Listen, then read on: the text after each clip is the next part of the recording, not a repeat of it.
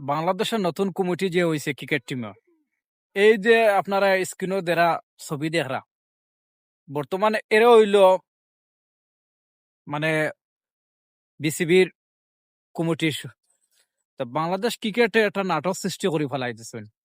যেমন তামিম ইকবাল আরো 2-3 বছর খেলতে পারতো ক্রিকেটও, না খেলাইয়া হে হয়ে যায় সভাপতি।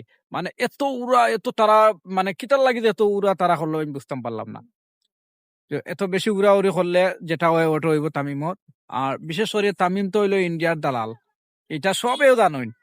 হে এখন খারারে দিব চান্স জানুননি, হে দিব মিটন রে, যারা তেল মারতে পারে, তাজুল রে, এরা হে সাইড দিব। কারণ এরা তো তারা বেশি সাপোর্ট দেন, এরা তেল মারতে পারেন। এর লাগিয়া হে বিশেষ করে চাইব এরারে। লর্ড শান্ত, লর্ড শান্ত এমনি তো আছে দল, কিন্তু আস্তে আস্তে বাদ পড়ে যায়, এখন আর বাদ পড়ার সম্ভাবনা খুব কম থাকবো। আর মেয়াদি হাসান মেরাজ তো আর আছেও।